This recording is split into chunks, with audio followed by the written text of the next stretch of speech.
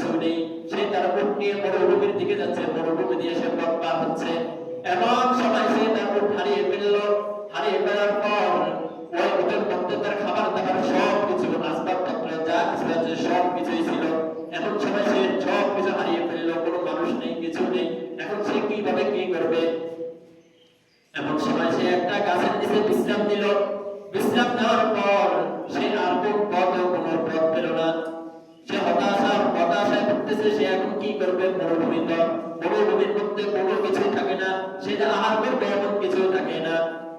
আনাস ইবনে মালিক রাদিয়াল্লাহু তাআলা বলেন, যখন সে ঘুমাইলো, ঘুমানোর পর গাছের নিচে একটা গাছ পেলে, একটা গাছের নিচে ঘুমাইলো। ঘুমানোর পর দেখলো, ঘুমের থেকে উঠে চোখ খুলে দেখলো সে তার উটটি আবার ফিরিয়ে পেল। সে তার উটটি পেল। এমন সময় সে এতটা খুশি হয়, ওই ব্যক্তি এতটাই খুশি হয় যে সে খুশি হওয়ার সাথে সাথে বলে দেয় যে, হে আল্লাহ, তুমি আমার বান্দা, আমি তোমার রব। এমন কথাই সে বলে দেয় খুশিতে। আল্লাহ তাআলা বলেন, আমি ওই ব্যক্তির মতো এতটাই খুশি হই। তাহলে কি বললো? যে একজন ব্যক্তি যখন তাওবা করবে, আল্লাহ তাআলা ওই ব্যক্তির মতো খুশি হন। যে খুশির খেলায় বলে ফেলে যে তার দিশমিশ থাকে না, কোনো কিছুই থাকে না, খুশিতে বলে ফেলে যে আল্লাহ তাআলা তার বান্দা। হাদিসের মধ্যে এমনটাই আছে যে আল্লাহ তাআলা তার বান্দা, সে আল্লাহ তাআলার রব।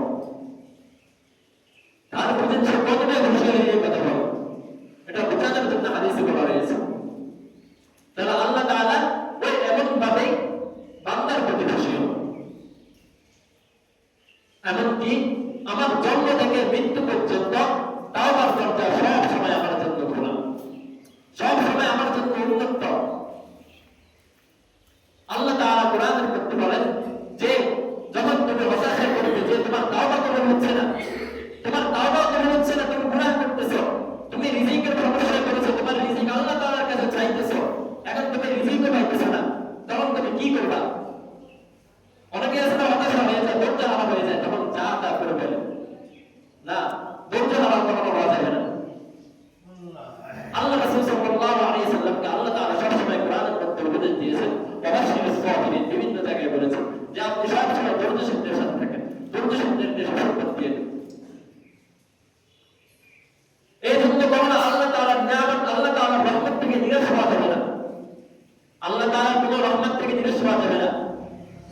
قل لعبادي الذين أسرفوا على أنفسهم لا تقنطوا من رحمة الله إن الله يغفر الذنوب جميعا إن الله غفور رحيم।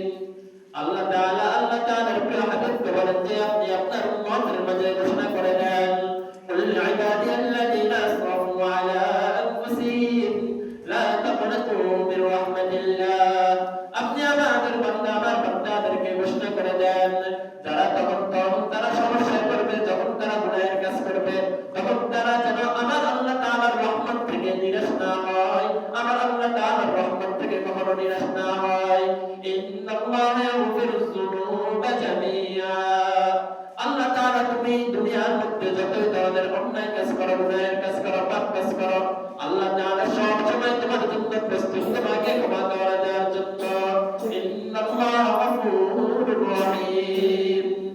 আল্লাহ তাআলার কাছে দুনিয়া, আখিরাত, জমিন, আসমান সব জায়গায় আল্লাহ তাআলার মধ্যে, আল্লাহ তাআলার মতো ক্ষমাশীল, দয়াশীল আর কেউ নেই। তাহলে আল্লাহ তাআলার রহমত থেকে কখনো নিরাশ হওয়া যাবে না। আমি তাওবা করতেছি, আল্লাহ তাআলার কাছে চাইতেছি, আল্লাহ তাআলা আমাকে দিচ্ছে না, তার বুঝতে হবে এটার মধ্যে আমার জন্য কল্যাণ আছে।